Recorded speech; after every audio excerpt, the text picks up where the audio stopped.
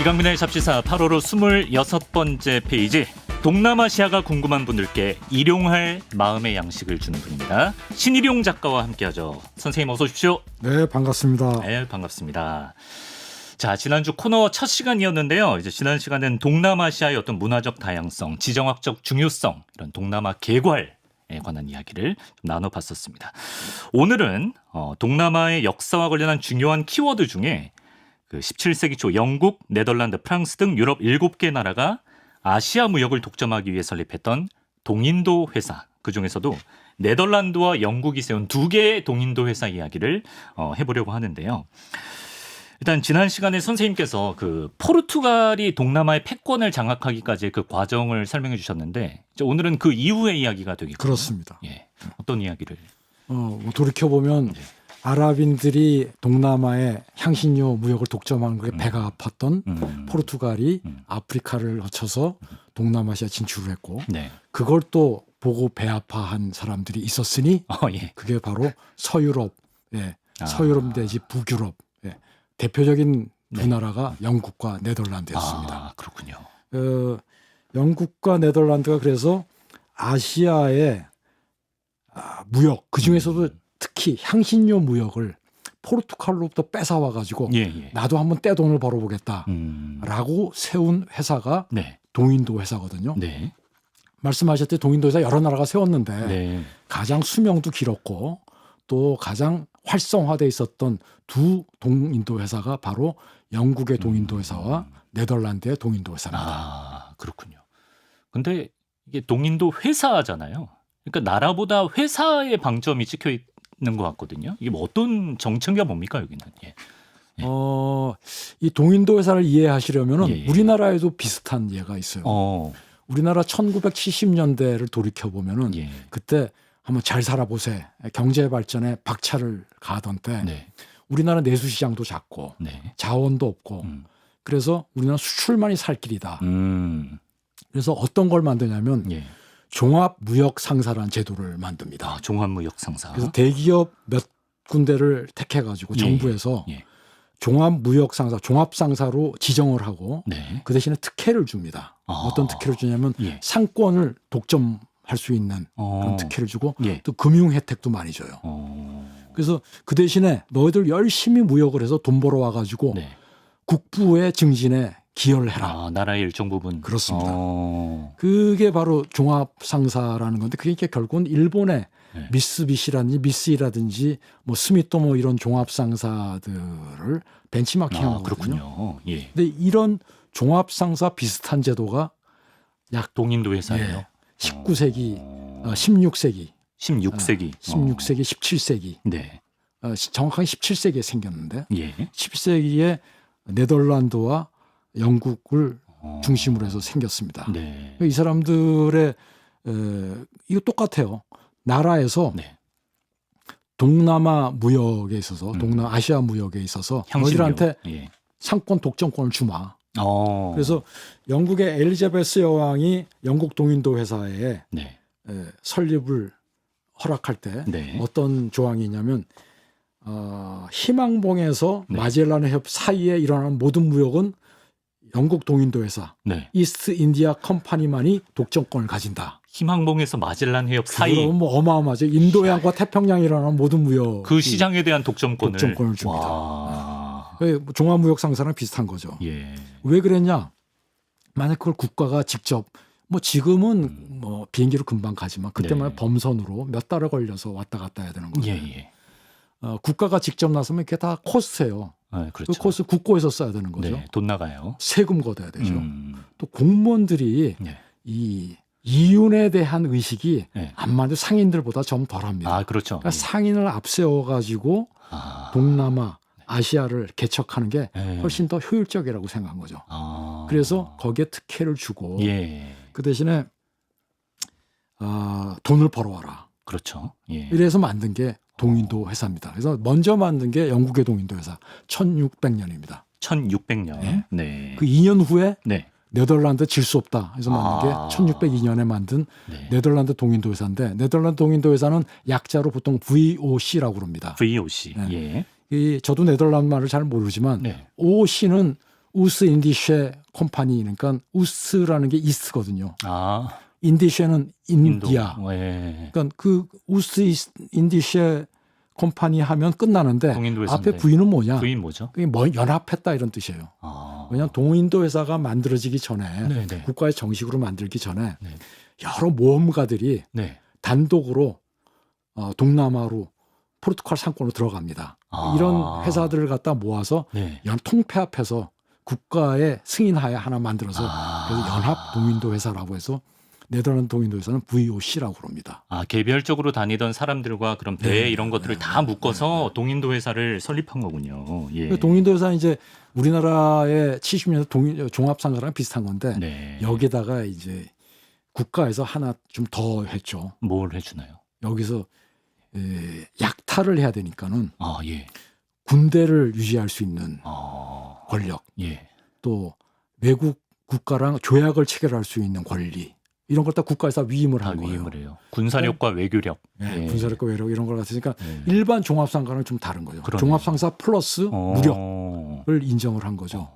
그러니까 뭐 쉽게 보면은 영국이나 네덜란드가 해외 식민지 착취 사업을 민간에게 하청을 준 겁니다. 그러네. 그렇게 보시면 돼요. 민간이 보통 민간이 아니고 군사력, 외교력까지 위임을 받은. 왜냐하면 이 사람들의 전신이 동인도 회사가 정식으로 설립되기 전에 전신이 뭐냐면 자기네들은 뭐라고 주장하냐면 아주 그 모험가적인 벤처 사업이다라고 벤처 사업가들. 예. 아주 엄밀 객관적으로 보면 해적이었어요. 다른 나라, 다른 지역 사람들이 봤을 때는. 다른 사람들이 보면 해적이었죠. 그러니까 동인도 회사가 정식으로 설립되기 전에 아까 개인적으로 모험가들이 많이 동남아로 떠났다고 그러잖아요. 네덜란드와 영국에서. 네. 유명한 사람 중에 하나가 영국에서 갔던 모험가 중에 한 사람이 프란시스 드레이크라는 사람이었는데 드레이크. 어디서 들어봤냐면 이게 1588년에 영국과 스페인의 무적 함대가 전쟁을 벌이는데 해전을 벌이는데 그때 아주 혁혁한 공을 세웠던 프란시스 드레이크 공이거든요. 이 사람도 뭐 이 모험가 중에 한 명인데 이 사람들이 가가지고 뭐 향신료만 구해오는 게 아니라 중간에 포르투갈 배를 만났다. 그럼 약탈을 하고 납치를 해옵니다. 그럼 그 포르투갈 배는 엄청난 보물을 싣고 있거든요. 향신료도 있고요. 중국의 청화백자나 비단도 있고요. 뭐 일본에서 갖고 온 은도 있고요. 뭐 이래가지고 그걸 약탈하면은 뭐 엄청난 부가 되는 거죠. 진짜 해적이네. 그걸 갖고 와서 끌고 와서 보니까 돈이 엄청 되니까 그걸 보고 이걸 갖다가 그냥 끼리끼리 할 게 아니고 이거 국가에서 한번 제대로 해보자. 해적 사업을. 그게 동인도회사. 그러네. 해적들을 이렇게 모아가지고 동인도 회사를 만들었다. 공인 국립 해적단이죠. 국립 해적단이다. 예, 알겠습니다. 결국에 이제 목적 중 가장 중요한 건 향신료다 이런 말씀을 계속 강조하셨는데 여기서 말하는 향신료는 뭐 오늘 우리가 요즘 먹는 고추, 후추 이런 건가요? 네, 그런 것도 향신료예요. 중요한 세계 경제 역사를 움직였던 한 5가지 정도의 향신료가 있는데 지금 말씀하신 고추, 후추, 그다음 우리가 계피차 만들 때 뭐 시나몬, 계피, 여기까지는 우리가 다 알죠. 나머지 2개가 사실 굉장히 중요한 건데 우리가 잘 모르는데 익숙하지 않습니다. 뭐지? 2개가 뭐냐면은 하나는 클로브라는 향신료고 또 하나 넛맥이라는 향신료인데 클로브라는 향신료는 한자 말로 하면 정향이라고 합니다. 들어는 봤어요. 네. 정향. 향이라는 건 향기 향자고 앞에 정자는 뭐냐면 못정자거든요. 진짜 모처럼 생겼네. 모처럼 생겨서 왜 모처럼 생겼냐면은 정향나무에 꽃이 피면은 꽃이 개화하기 전에 이 봉우리 상태에서 따가지고 말린 거예요. 그렇구나. 그래서 그걸 정향이라고 그러고 정말 두루두루 안 쓰이는 데 없이 들어가는 향신료입니다. 그래요. 그리고 또 하나는 이제 넛맥이라는 건데 넛맥은 나무에 과육을 말리는 거고 또 그 안에 씨가 있는데 씨를 감싼 아주 얇은 막이 있어요. 멤브레인이 있어요. 그걸 메이스라고 그러거든요. 그 넛맥과 메이스가 맛이 비슷합니다. 그래요. 그 둘 다 향신료로 쓰는데 한자는 육두구라고 얘기를 하죠. 육두구? 네, 육두구. 마라탕 이런 데 들어가는 것 같은데. 육두구. 그러니까 정향과 육두구가 세계 역사를 움직이는데 이게 엄청나게 유럽에서 비싸게 팔렸다고 그랬잖아요. 지난 시간에. 근데 지금은 여러분들 관심 있으시면 백화점 식품 코너에 가면은 그 요리 재료 파는 데서 싸게 구할 수 있습니다. 육두구와 정향을 갖다가 냄새를 한번 맡아보세요. 그 향기 맡아보시면 아 이게 세계사를 갖다가 뒤흔들었던 향신료구나. 좋은 향기인가요? 아주 독특한 냄새가 나면 나쁘진 않습니다. 나쁘지 않은데 세계사를 바꾼 향기다. 근데 이제 문제는 앞에 고추, 후추, 계피는 세계사를 갖다 덜 움직이는 이유가 뭐냐면 여러 지역의 넓은 광범위한 지역에서 났어요. 그렇지 뭐 남아메리카에도 있고 고추는 원래 남아메리카 원산지죠. 그게 이제 건너온 거고 계피하고 후추도 상당히 광범위한 지역에서 났습니다. 인도에서부터 동남아까지 전역에 걸쳐서 나거든요. 근데 넛메그와 클로브는 정향과 육두구는 불행하게도 아주 정해진 지역에서 만났어요. 그게 어디냐?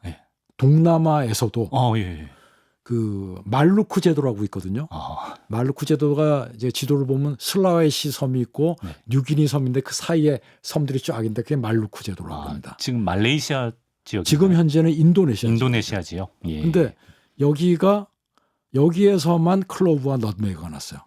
동남아에서도 딱 저 말루크 제도에서만. 그 중에서도 또 말루크 제도 안에서도 몇 개 섬, 반다 제도라는 데서만 질 좋은 클로브와 넛메그가 납니다. 야, 그럼 엄청 눈독들였겠네요, 그 그러니까 지역을. 포르투갈 사람들이 맨 처음에 향신료 무역을 개척할 때 아프리카 남단을 돌아서 말레카 해협을 지나서 말루크 제도에 이르는 이 항로가 포르투갈 입장에서는 엄청난 국가 산업 기밀인 거죠. 지금의 반도체 설계도가 더한 거죠. 최첨단 기술. 그렇습니다. 와, 그러네. 요걸 갖다가 훔쳐내려고 영국인들과 네덜란드인들이 뭐 거기에 고용돼 가지고 훔쳐놔서 나오거나 항로를. 안 그럼 아까 얘기했던 해적질을 하면서 납치한 배에서 데이터를 갖다 문서를 갖다 꺼내고. 산업 스파이네, 산업 스파이. 그렇습니다. 정확하게 산업 스파이. 그래서 생긴 게 영국과 네덜란드 동인도 회사인 거죠. 동인도 회사. 오늘 동인도 회사의 실체를 정확히 알아가실 수 있을 것 같습니다. 야, 엄청난 경쟁력이었던 그 향신료 무역 기술을 기반으로 이제 동인도 회사도 성장하게 되는데 오늘 뭐 국기 얘기를 좀 해주실 게 있다고 들었어요. 어떤 얘기냐면요. 동인도 회사가 나중에는 사업이 다각화됩니다. 사업 다각화를 하죠. 향신료뿐만 아니라. 향신료뿐만 아니라 뭐 비단도 거래하고. 은도 거래하고 면화도 거래하고 뭐 다양하게 사업 다각화를 하는데 동인도 회사 영국이나 네덜란드나 동인도 회사의 첫 번째 라운드에서는 사업 목표가 아주 명확했어요. 무조건 포르투갈이 하고 있던 향신료 독점을 뺏어오겠다라는 거였거든요. 얼마나 이 사람들이 향신료 무역 독점에 진심이었냐 하는 게 이 얘기로 나오는데 그게 국기 관련된 얘기입니다. 여러분 성조기가 있잖아요. 미국 성조기. 미국 성조기가 좌측 상단에 별들이 그려져 있고 그다음에 바탕에 빨간색, 하얀색 스트라이프가 무늬가 있죠. 근데 이 미국의 성조기가 어디서 영감을 받아서 만들었느냐? 그러니까 영국 동인도 회사의 깃발에서 영감을 만들어서 만들었습니다. 그러네. 저 빨간 하얀 줄의 교차는 똑같네요. 똑같죠. 그다음에 이제 좌측 상단에 유니온 잭이 있습니다. 그러네. 영국 유니온 잭 상징하는. 근데 영국의 유니온 잭은 이가 가는데 저 빨강 하양은 도대체 어디서 가지고 온 거냐? 그냥 아무렇게나 만들었을 리가 없거든요. 그러네요. 근데 거기에 대한 기록이 따로 없어요. 이 사람들이 뭐라고 그러냐면 바다에서 잘 보이려고 만들었다는 게 말도 안 되는 소리고요. 뭔가 오리진이 있었을 겁니다. 그 오리진이 뭐냐면은 인도네시아나 말레이시아 사람들은 뭐라고 주장하냐면 자기네들의 조상인 마자파이트라는 제국이 있었거든요. 마자파이트 제국이 한 14세기까지 뭐 전성기를 구가하고 15세기, 16세기 초까지 존속했던 나라입니다. 이 제국이 동남아의 해양지대를 전부 장악을 했어요. 동남아 해양지대를 장악했으니까 당연히 향신료 무역을 독점했겠죠. 그랬겠죠. 이 마자파이트가 해양 제국을 건설하면서 위대한 왕이 하얌 우르기라는 왕이 있고 그 밑에 굉장히 유명한 가자마다라는 장군이 있습니다. 굉장히 유명한데 굉장히 유명한데 우리는 모르죠. 가자마다. 뭐 인도네시아 가면 가자마다라는 말이 여기 붙어 있습니다. 그렇군요. 이 가자마다라는 양반이 향신료 맹세란 걸 합니다. 향신료 맹세요? 이거 뭐죠? 향신료 맹세가 뭐냐면 내가 누산따라를 완전히 통일하기 전까지는 향신료를 입에 대지 않겠다라는 맹세를 하는데 누산타라가 뭐냐면 누산타라. 예. 이 동남아 우리가 보는 지금의 말레이시아, 인도네시아, 필리핀 일부까지 다 포함하는 이 해양 지역을 갖다가 누산타라로 한 거니까는 당시 마자파이트 입장에서는 무슨 소리나 똑같냐면 내가 천하를 통일하기까지는 맛있는 향신료 안 먹겠다. 주색 잡기에 손을 대지 않겠다. 김유신 장군이 뭐 큰 결심하고 내가 큰일 하기 전까지는 술 입도 안 내겠다. 이런 기생집에 안 느낌이네. 가겠다. 말에 목을 벤 거랑 똑같은 거예요. 그래서 이 누산타를 통일해가지고 마자파이트가 동남아의 향신료 무역 독점권을 줬으니까 영국 동인도 회사가 보기에 영국 동인도 회사가 1600년에 설립했다고 그랬잖아요. 그렇죠. 불과 수십 년 전까지 마자파이트가 뭐 세력은 약해졌지만 있었습니다. 그러니까 얼마나 좋은 롤 모델이겠어요. 여기를 다 확 먹어가지고 향신료를 내가 다 독점을 하겠다. 내가 제2의 마자파이트가 되겠다. 마자파이트 형님 왜 이 깃발을 내가 좀 사용하겠다. 라고 해서 빨간색, 하얀색 스트라이프 무늬를 갖고 왔을 가능성이 지극히 높습니다. 마자파이트의 상징이 빨간색, 하얀색. 그 마자파이트 깃발이 빨간색, 하얀색 깃발. 그렇구나. 그래서 이제 말레이시아가 국기를 쓰면서 그렇죠. 빨간색, 하얀색을 썼고. 미국이랑 비슷해요, 말레이시아 국기가. 그거 똑같죠. 근데 미국 사람들이 자기 성조기를 따갔다는데 말레이시아 사람도 그러는 거죠. 웃기는 소리 하지 마라. 우리 조상인 마자파이트 국기를 따왔으니까 너희들이 간접적으로 우리를 갖다 모방한 거다. 마자파이트 국기를 영국 동인도 회사가 따왔고 그걸 성조기가 따왔으니까. 그렇죠. 간접적으로. 일리 있네. 일리가 있는 거죠. 일리 있네. 그다음에 인도네시아 국기는 어떻습니까? 위가 빨간색, 하얀색, 이색기죠. 그렇죠. 메라뿌띠라고 하거든요. 메라가 빨간색, 뿌띠가 하얀색. 이색기. 요것도 두 가지 색이란 뜻입니다. 스트라이프에 딱 이색기 두 가지 컬러의 깃발이다. 그렇죠. 그게 이제 마자파이트 깃발 일부를 따왔다는 거죠. 그게 그것도 빨강 하양이니까. 이거는 굉장히 설득력 있네요. 성조기가 오히려 저는 그렇다고 봅니다. 뭐 영국 동인도 회사가 괜히 빨간색, 하얀색을 갖다가 뭐 바다에서 잘 보이라고 만들었겠어요. 그리고 아까 그 누산타라 지역을 약간 설명해 주셨는데 그게 인도네시아 새 수도 이름이 누산타라가 된다는 기사를 저도 봤거든요. 누산타라는 인도네시아 입장에서 보면 자기네들 역사에서 가장 찬란한 부분이거든요. 그러니까 인도네시아 가면 뭐 학교 이름이나 길 이름이나 뭐 회사 이름이나 누산타라는 말 많이 가져다 씁니다. 근데 이번에 인도네시아가 이제 수도를 새로 만들는데 원래 자카르타인데 자카르타라는 도시가 어떻게 만들어진 거냐면 네덜란드 동인도 회사가 본사는 암스테르담에 있었죠. 근데 암스테르담에서 지구 반대편에 있는 동남아시아에서 무역에 그 지시를 다 하고 컨트롤하기 힘들었어요. 그래서 현지 본사를 하나 만드는데 그게 자카르타에 있었습니다. 그때 바타비아라고 불렀는데 그래서 발달을 한 도시인데 이 도시가 이제 문제가 뭐냐면 난개발이 되니까 뭐 공해 문제, 교통 문제, 결정적인 문제가 이 도시가 가라앉는 겁니다. 지하수를 하도 뺐어가지고. 그래서 한 몇십 년 지나면은 자카르타 대부분이 잠겨요. 해수면 밑으로 잠길 거라고 얘기를 해요. 그래서 아주 옛날부터 자바의 다른 지역으로 수도를 옮기자는 논의는 꽤 오래 전부터 있었어요. 지금 이제 대통령인 조코이 대통령이 아주 지지율이 높습니다. 80%나 되거든요. 우리는 상상이 안 가는 거죠. 이 지지율을 등에 업고 아주 과감한 결정을 한 게 자바를 떠나서 자바섬을 떠나서 보르네오 지역의 남단에 밀림 지역에다가 새로운 도시를 건설하겠다. 근데 참고로 인도네시아 사람 앞에서 보르네오라고 그러면 기분 나빠합니다. 이 사람들은 칼리만탄.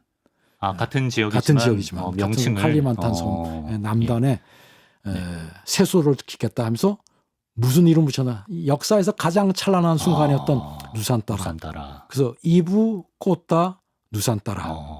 그게 풀네임인데 이부는 이제 어머니란 뜻이거든요. 꽃다는 도시. 어머니의 도시 누산타라. 그냥 누산타로 줄여서 부르죠. 그렇군요. 그렇게 정한 겁니다.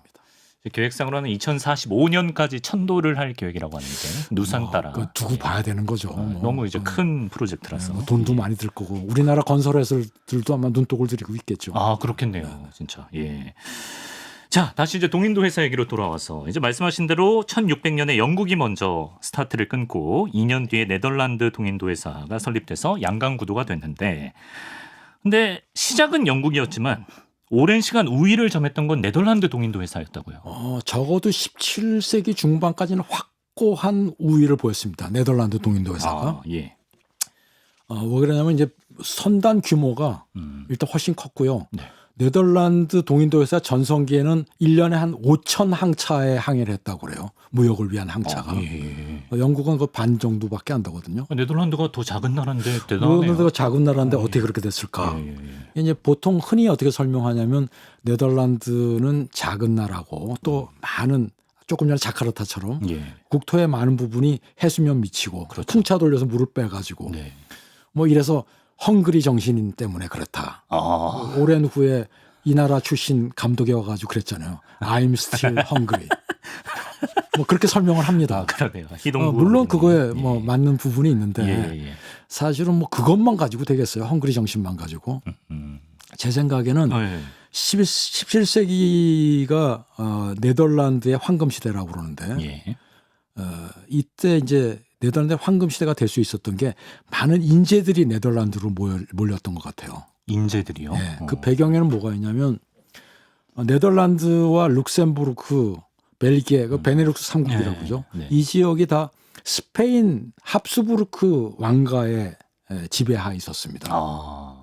근데 합스부르크 왕가는 어떤 생각을 갖고 있냐면 카톨릭의 수호자다. 포르투갈과 함께. 라고 해서 이종교에 대해서 상당히 탄압적이었어요. 그렇군요. 그런데 그래서 이 네덜란드 그 북부 쪽에 있는 네덜란드의 주들이 합심을 해서 독립운동을 해서 독립을 쟁취하죠. 이 나라는 물론 개신교였지만 뭐 특별히 기독교 아닌 딴 종교에 대해서 상당히 관용적이었어요. 배타적이지 않고 굉장히 실리적이었던 사람이에요. 돈이 중요했거든요. 이 사람들은. 헝그리 정신 때문에 돈이 중요했기 때문에.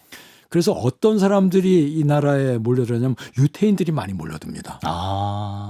많이 몰려든 유태인들이 다 유태인들이 같은 유태인이 아닙니다. 그렇습니까? 다 같은 유태인이 아니고요. 그 지방마다 세계 지역마다 전통과 문화가 다르거든요. 그 세파딕 유태인. 세파딕 유태인이라는 게 뭐냐면 세파딕이라는 게 이베리아 반도를 말하는 거거든요. 그러니까 이베리아 반도 포르투갈과 스페인에서 건너온 유태인들이 큰 기여를 했어요. 네덜란드에. 이 사람들은 뭐냐면 일단 부자였습니다. 돈이 있었구나. 그다음에 상당한 지식이 있었고요. 아까 얘기했던 그 포르투갈의 국가 기밀을 다 알고 있습니다. 그렇군요. 이 사람들이 되게 동인도 회사 그다음에 네덜란드의 무역에 기여를 많이 했고 이 사람들은 이제 아시케나지 유태인이라고 그래요. 동유럽 쪽에서 온 유태인들. 우리 그 지붕의 바이올린 같은 데 나오는 그런 유태인들은 농업에 주로 종사했고 조금 교육 수준이 낮아가지고 세파딕 유태인들이 아시케나지 유태인들을 좀 우습게 봤습니다. 같은 네덜란드에 많이 모였거든요.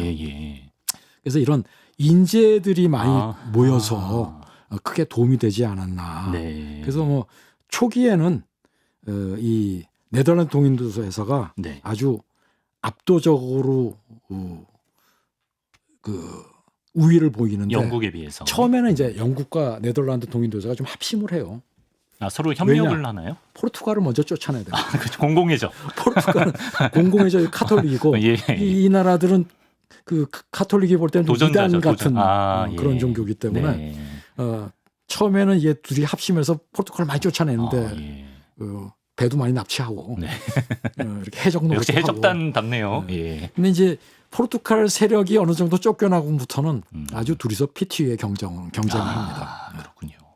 네덜란드가 초반에는 우위에 있었지만 그러던 와중에 안본섬 학살 사건이라는 게 좀 판도를 바꿔놓는 중요한 계기가 아주 된다고. 우리는 잘 모르지만 전기가 됩니다. 안본이라는 섬에서 일어난 사건인가요? 안본이라는 섬이 어디냐? 어떻게 알아야 되겠죠? 그게 이제 제가 여러 번 얘기했던 향신료 제도. 그게 어디입니까? 말루크 제도. 그렇죠. 말루크 제도의 한 섬 이름이 안본섬이에요. 아까 이제 네덜란드가 해외 본사를 갖다가 자카르타, 바타비아에다 만들었다고 했는데 그 전에 초창기에는 아예 향신료 독점이 목적이었기 때문에 향신료 제도에다가 해본사를 만들어서 자카르타 움직이기 전에 그게 바로 안본섬이었습니다. 무슨 일이 있었나요? 근데 그때 이제 당시에 형편이 안본섬 말루크 제도를 포함해서 말르코 제도로 오려고 그러면 반드시 거쳐야 되는 말레카 스트레이트, 해협, 말레카 해협. 해협. 예. 이런 쪽의 정세가 아직까지는 좀 불안했어요. 어떤 정세였냐면 굉장히 여러 세력들이 있는 거죠. 첫째, 네. 영국, 예, 그렇죠. 네덜란드, 네. 포르투갈의 잔당들, 그 다음에 로컬 술탄들. 로컬 술탄? 술탄이라는 예, 게 예. 그 이슬람의 왕들, 종족의 부족장들인 거죠. 아직 좀 남아 있구나. 네. 부족장들이 건재한 거죠. 그때만 그렇구나. 해도. 예. 아직까지는 동남아 동인도 회사라는 게 네. 세력이 군데군데만 있는 거기 때문에 네. 술탄이 아주 막강했죠. 그때까지는. 예, 술탄들. 술탄도 있고. 그 다음에 또 이 네덜란드 영국 해적만 있냐. 네. 중국 사람들 말레이 사람들로 이루어진 해적들이 또 기승을 부리고 있었습니다. 여러 세력들이 막 이합 집산을 하면서 서로 배신하고 동맹도 맺고 이런 상태였기 때문에 예. 재밌다. 굉장히 복잡했습니다. 네. 안본섬에는 네덜란드 해외 본사가 있었기 때문에 네. 네덜란드 세력이 꽤 크지만 영국인들도 들어가 있었거든요. 한기퉁에. 네. 그래서 이제 그때 상당히 적대적이었겠죠. 서로 그렇죠. 네, 그때 유럽 본토에서는 아마 네덜란드하고 영국이 이제 좀 그만 싸우고 좀 협조도 하고 그러자 뭐 이런 분위기였는데 이 일선에서는 그렇지 않잖아요. 현장은 다르죠. 일선에서는 그 말 안 듣죠. 예. 굉장히 불신이 있는 상태에서 어떤 일이 일어나냐면 여기에 일본인이 등장합니다. 일본인? 네. 예, 이 동남아시아 역사를 보면은 일본인들이 가끔 등장을 해요. 예. 중국도 해금령을 내려가지고 바다 밖을 못 나가게 했고 조선도 그랬고 한데 에도 막부도 해금령을 내렸는데 에도 막부의 사무라이들 혹은 이 해적들은 말을 안 들었나 봐요. 동남아에 자주 출몰을 합니다. 그래서 해적들이? 네, 동남아 내부에서 그 부족들끼리 싸울 때 용병으로도 등장을 하고요. 그래요. 또 해적단에 들어가 가지고도 들어가고. 근데 여기에도 이제 그런 일본이 등장을 하는데 안본섬에 하루는 네덜란드 본사 요새가 있을 거 아닙니까? 그렇죠. 예. 거기에 그 일본인이 하나 얼쩡얼쩡하는 걸 갖다가 네덜란드 동인도 회사에서 잡았어요. 네. 근데 이 사람이 딱 보니까 수상한 거야. 닌자 교육을 받은 것 같은 거예요. 그런데 잡힌 거 보니까 닌자 교육을 갖다가 이제 조금 완전히 이수하지는 못했고 중간에 잡힌 거죠. 그러니까 몰래 염탐하러 온 듯한 느낌이었다는 거죠. 그래서 이게 잡아가지고 족칩니다. 고문을 하는 거죠. 고문을 해가지고 자백을 받아내는데 이 사람이 뭐라 그러냐면 일본 사람이 뭐 무슨 말로 했는지 잘 모르겠는데 자백을 하는데 뭐라고 그러죠? 영국 동인도 회사에서 고용돼 있는데 영국 동인도에서 요새의 설치와 배치를 갖다가 좀 염탐해오라고 명령을 받았다. 사실인지는 모르고 사실인 줄은 모르지만 허위 자백인지 고문에 의한 허위 자백인지 뭔지 모르겠는데 그렇게 자백을 한 거죠. 네덜란드 열받죠. 근데 네덜란드 동인도에서 그때 어떤 정보가 들어와 있었냐면 영국 동인도 회사가 주위의 술탄들하고 아주 밀접하게 교류를 하고 있다. 그래서 이 네덜란드에서는 얘네들이 음흉한 영국인들이 현지 술탄들과 손을 잡아가지고 언제 우리 등을 찌를지 모른다. 그렇지. 이런 생각을 하고 있던 차에 일본을 잡아 이런 자백을 하니까 당시에 그 안본섬에 있던 총독이 그 유명한 헤르만 판 스펠트라는 총독이 있었대요. 네덜란드 총독. 총독이 본사하고 본국하고 상의 안 하고 영국 동인도에서 급습을 해서 또 다 잡아와가지고 족치는 정도가 아니라 자기네들 마음대로 재판을 해가지고 21명을 죽입니다. 처형을 해서. 영국인 21명을? 21명 중에 10명이 영국인이었고요. 11명, 나머지 11명은 포르투갈 사람들도 있었고 되게 막 유럽은 서로 섞여가지고 돈 주면 다 하거든요. 이거 문제가 커지네. 일본 용병이 있었고. 일본 용병.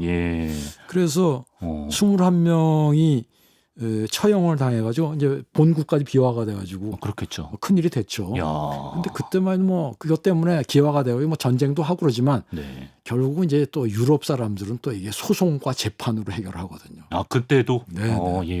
그래서 결국은 이 10명의 처형당한 영국 동인도 회사 직원들의 유가족들에게 네덜란드 동인도 회사가 막대한 위자료를 주는 걸로 마무리가 되는데 굉장히 익숙한 결론이네요. 돈으로 다 해결이 되는 거예요. 그렇구나.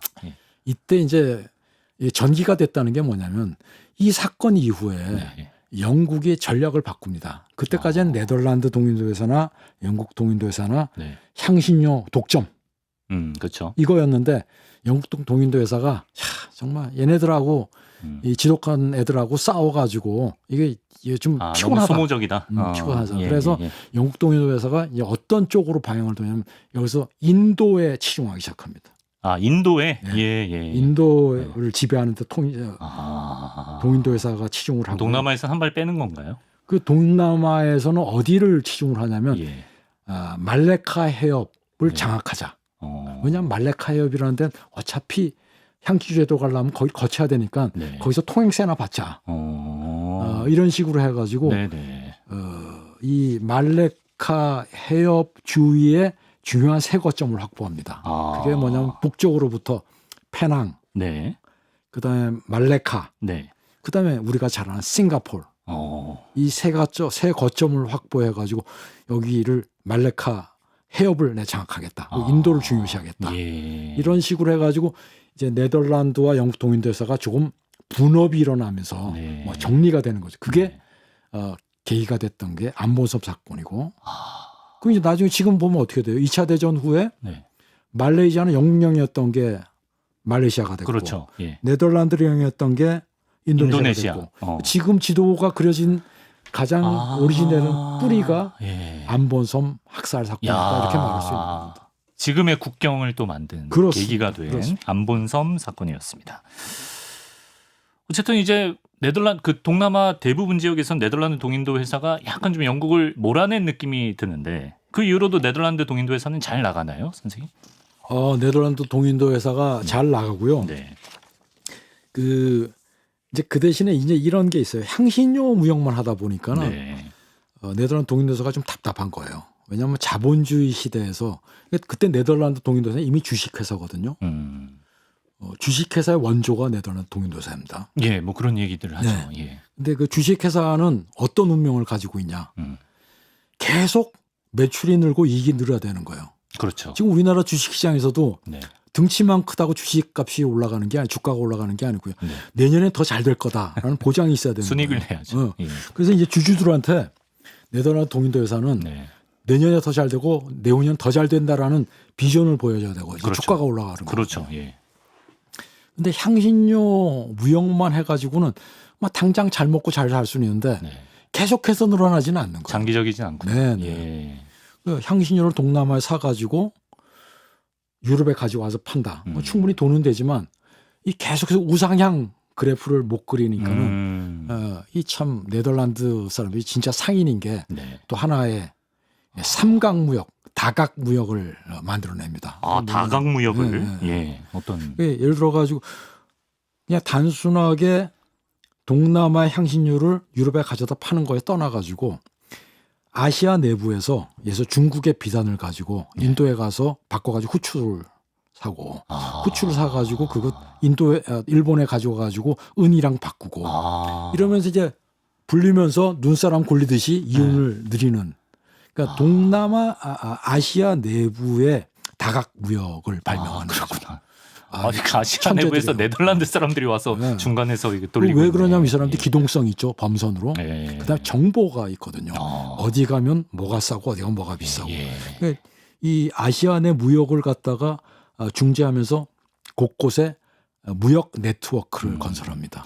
그래서 일본에도 그 네덜란드 사람들이 일찍이 왔던 거구나. 그 일본이 다 문을 닫았지만 뭐 페리 제독이 와서 개항을 하기 전까지는 문을 닫았는데 유일하게 문을 연 데가 나가사키 옆에 인공섬을 만들어가지고 데지마라는 섬. 그렇죠. 그 네덜란드 사람들의 상관. 그래서 난학이라는 게 번지는 거죠. 난이라는 게 홀란드 할 때 난이니까 화란 할 때 난이니까. 근데 일본이 왜 네덜란드 사람들한테만 그 개항을 했느냐? 무역을 중간에서 잘해줘서 그런 거. 무역도 잘해주지만 이 사람들은 돈만 중요시하지 무역만 중요시하지 뭐 와가지고 포르투갈이나 스페인이나 영국처럼 뭐 하느님을 믿어라 이런 소리 안 하거든요. 아, 진짜 돈만 밝히는 그냥 진짜 상인들이다. 예, 무역 상인들이에요. 그래서 이 사람들은 그냥 장사만 하면 되니까 선을 잘 우리나라에 애도 막부에 큰 위협이 안 되겠다라는 그러니까 뭐 그런 것 때문에 해외 네트워크를 만들 수가 있었다고 봅니다. 그렇군요. 그게 네덜란드의 어떻게 보면 하나의 경쟁력이었던 것 같고. 근데 이 네덜란드 동인도 회사가 점점 이제 돌봐야 되는 네트워크가 복잡해지면서 네. 이게 또 나중에는 몰락의 길로 들어서게 되는. 이제 이게 흥했던 게 실패의 원인이 되기도 하는데 이런 해상 네트워크를 갖다가 여러 군데 만들어가 다각무역을 하는 거는 옛날에 향신료를 가져와서 유럽할 때는 그냥 공 2개로 저글링을 하는 건데 이건 뭐 공을 한 5-6개 가지고 저글링을 하는 거거든요. 굉장히 힘들죠. 그렇죠. 그래서 어느 한 군데 하나 딱 문제가 생기면 그게 연쇄적으로 모든 무역을. 그다음에 또 그렇게 복잡한 저글링을 하다 보니까 관리 비용이 많이 듭니다. 그렇겠죠. 이 관료들도 많이 파견해야 되고 그 뭐 격리 직원들도 많이 파견을 해야 되고 그러니까 이게 다 고정 비용이거든요. 그렇죠. 그러니까 이제 17세기 말 정도가 되면 어떤 일이 발생하냐면 덩치는 매출은 커지는데 이게 고정 비용이 커지면서 이익률은 낮아지는 문제가 생겨요. 그럼 주식회사가 어떻게 됩니까? 안 되죠, 안 되죠. 어려워지는 거죠. 그래서 결국은 1799년에 문을 닫는데 그냥 문을 닫는 게 아니고 네덜란드 정부에서 부채와 자산을 다 인수해서 문을 닫게 되죠. 근데 이게 굉장한 게 네덜란드 동인도 회사가 주식회사로서 한 거의 200년 동안 존속하면서 배당을 했는데 평균 배당률이 18%였대요. 평균 배당률이? 지금 우리나라 주식회사들 배당률이 뭐 대개 5%면 많은 거고요. 그러니까 회사 전체 가치의 18%를 그러니까 주식값의 18%를 갖다 하는 거죠. 우리나라 배당률이라는 게 그런 거거든요. 근데 우리나라 주식회사 보통 5% 3% 안 하는 데도 많아요. 재투자해야 된다고 그러고 안 하는 데도 뭐. 이 18%를 갖다 200년 동안 했다는 거는 야구 선수로 따지면은 평생 통산 타율이 한 8할 정도 되는 거랑 비슷한 거예요. 8할이 통산 8할 타율. 야, 그런 거 비슷한 거죠.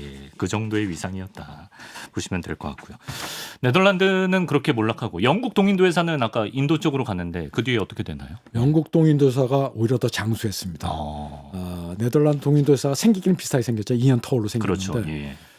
영국 동인도 회사는 그 후로도 한 80년 더 존속하다가 문을 닫거든요. 1814년에 정식으로 문을 닫는데 영국 동인도 회사는 이제 어떤 문제가 있냐면 결국 이제 맨 처음에 국가가 나서지 않고 공기업 혹은 민간 기업이 해외 시장을 개척하게 한 이점이 있었죠. 이점이 있었는데 그때는 뭐냐면은 맨 처음에는 무역이 목적이었거든요. 그때 맨 처음에 영국 동인도 회사 네덜란드 동인도 회사가 아시아에 진출할 때는 영토를 확보할 목적이 없었습니다. 향신료였어요 처음에. 그때는 오히려 영토가 복잡하고 골치 아픈 거예요. 영토를 통치하려고 그러면 공무원 다 보내야 되죠. 그렇죠. 공무원 가족 보내야 되죠. 그게 다 코스거든요. 그게 다 세금 걷어서 하는 일들. 그래서 처음에는 영토를 확보할 확정이 없었고 무역 거점만 확보하면 됐습니다. 그래서 이걸 제 표현은 이제 점의 지배였는데 나중에는 이게 점점 더 주변 국가와 얽히고 또 광산업, 플랜테이션업 이런 데 얽히면서 땅이 필요하잖아요. 그렇죠. 그러면서 면의 지배로 바뀝니다. 영토에 욕심을 내는군요. 이제 영토에 욕심을 내게 되는 거죠. 그러면은 결국은 민간 기업보다는 공기업보다 기업의 형태보다는 국가가 직접 관리하는 게 훨씬 더 용이해지는 거죠. 그래서 그렇게 마음을 먹고 있던 차제에 아주 큰 사건이 하나 벌어져요. 인도에서 소위 세포이 반란 사건이라고 하는. 어떤 사건입니까? 세포이 반란 세포이라는 게 뭐냐면 영국 동인도 회사에 종사하던 인도 군인들을 말하는 거거든요. 인도 군인들. 동인도 회사라는 게 군대를 유지했잖아요. 그렇죠. 거기서 전부 영국인으로 갖다 쓰려고 그러면 돈이 얼마 들겠습니까? 되게 이제 현지에서 군인들을 조달을 하는데 인도도 인도 로컬 군인들을 썼는데 그걸 이제 세포이라는데 그 세포이들이 불만을 키워가다가 반란을 일으킵니다. 그게 1857년이거든요. 그건 굉장히 영국으로서는 충격적인 사건이죠. 야. 식민지를 지배하면서 가장 두려운 게 뭐겠어요? 로컬들이 숫자가 훨씬 많은데 그렇죠. 숫자가 많은 로컬들이 들고 일어나면 숫자를 가지고 들고 일어나면 뭐 이건 충격적인 거죠. 그때 영국인은 뭐 한 6천 명 죽었다고 그래요. 엄청 큰 사건이구나. 뭐 인도 사람들 그만 뭐 수십 배 죽었죠. 막 8만 명 죽었나 뭐 그러니까는 예. 엄청나게 큰 사건이죠. 여기에 충격을 받아가지고 영국이 1858 그 바로 다음 해에 네. 이거 동인도 회사를 갖다가 국가 체제로 바꿔야 되겠다. 그래서 단계별로 철수하면서 인수인계를 하는데 그게 74년까지 가는 겁니다. 그러니까 수십 년 동안은 실질적으로 동인도 회사가 끝난 거는 세포이 사건이었던 다음 해예요. 근데 그게 단계별로 그렇구나. 조직적으로 인수인계를 하다 보니까 네. 한 20년이 더 걸렸던 거죠. 그래서 이제 민간 기업 차원에서의 활동은 그때 이제 종료가 된다. 그렇습니다. 이렇게 이해를 하겠습니다. 자, 이렇게 오늘 동인도 회사의 설립부터 몰락까지 역사를 훑어봤는데요. 마치기 전에 신일용 선생님께서 깨알 잡지식을 알려주실 게 있다고 하는데 우리 그 하멜 표류기로 유명한 그 하멜 이 사람과 그 일당들이 동인도 회사 소속이었나요? 네, 그 사람들 동인도 회사 직원들이었습니다. 네덜란드 동인도 회사. 하멜이라는 사람은 네덜란드 동인도 회사 직원인데 하멜이라는 사람은 네덜란드 동인도 회사의 격리부 직원이었어요. 예. 격리부 직원들이 이제 동료들하고 네. 출장을 가다가 어디로 출장을 갔냐? 아까 말했던 그 일본의 나가사키로 일본, 출장을 가다가 배가 그만 난파를 하고 맙니다. 네. 그게 난파한 게 제주도 근해에서 난파를 해가지고 조선으로 끌려오게 되죠. 그러네. 그래서 조선에서 막 갖은 고생을 다 하다가 네. 뭐 그 중에서 동료들 중에 일부는 조선에 정착한 사람도 있어요. 그렇죠, 있었죠. 그래서 병영남 씨라는 가문이 그때 동료의 후손이라고 그러죠. 병영남 씨. 그래서 이 사람이 갖은 고생을 다 하다가 결국은 몇 명하고 나가사키로 조그만 배를 구해서 탈출하죠. 탈출을 합니다. 탈출에 성공을 해가지고 다시 바타비아로 돌아왔다 바타비아에서 암스테르담으로 가가지고 14년 동안 체불 임금 내놔라 소송을 합니다. 회사에? 네, 회사에. 왜냐하면 14년 동안 회사 일하러 출장 가다가 자초를 해가지고 봉변을 당했으니까 14년 그 체불 임금 내놔라. 체불 임금 받았는지 안 받았는지 기록이 없어요. 아마 하멜 표류기라는 것도 이 사람이 그 인쇄 때문에 돈 벌라고 아마 썼을 겁니다. 굉장히 17세기에 네덜란드인다운 거죠. 상인들이었거든요. 그러네. 예, 말씀하신 그 네덜란드인의 면모. 그리고 오늘 라디오 오프닝에도 나왔지만 우리 플라잉 더치맨이라는 표현 많이 쓰는데. 플라잉 더치맨이라는 게 뭐냐면 그 배 이름이에요. 배 이름. 그 배 이름인데 그 배는 어디 배냐? 더치. 네덜란드 동인도 회사의 그 상선이었다 이런 얘기죠. 그렇구나. 플라잉 더치맨이라는 게 이제 뭐냐면 유럽엔 괴담이 문학이나 음악에 영향을 준 게 많습니다. 대표적인 게 그 드라큘라. 드라큘라가 얼마나 많은 예술에 영감을 줬습니까? 그 다음에 또 하나 우리 유명한 게 오페라 유령. 오페라 유령. 그 파리의 오페라 하우스에서 샹들리에 떨어진 사건을 가지고 괴담을 만든 거거든요. 또 하나의 이제 괴담이 플라잉 더치맨인데 유령선이에요. 18세기, 19세기에 곳곳에서 그 유령선을 목격했다는 괴담들이 퍼지는데 막 빛에 둘러싸여 있다든지 이게 이제 이 유령선이 결국 어디 배냐 하면은 그 네덜란드 동인도 회사에 배웠다. 난파한 배웠다. 그런데 이게 이제 얘기가 불고 불려져 가지고 뭐 푸른 빛을 발하더라. 선원들이 유령들이 운전을 하더라. 이게 영원히 항구에 들어가지 못한 저주를 받았대더라. 뭐 이런 괴담들이 막 엮어져 가지고 이것도 이제 문학과 음악에 영향을 줘 가지고 바그너가 그 플라잉 더치맨이라는 그 오페라를 만들고 하죠. 아까 뭐 얘기 들어보니까 네덜란드 축구 선수들 축구 선수 별명으로도 많이 붙고 하더라고요. 캐리비안의 해적 이런 영화에도 나오고. 네, 그렇습니다. 그렇습니다. 이런 깨알 잡지식까지 알려주셨고요. 여기까지 17세기, 18세기 아시아 해상 무역을 지배한 네덜란드와 영국의 동인도 회사에 대해서 오늘도 재미나게 알아봤습니다. 신일용 선생님과 함께했습니다. 선생님 고맙습니다. 감사합니다.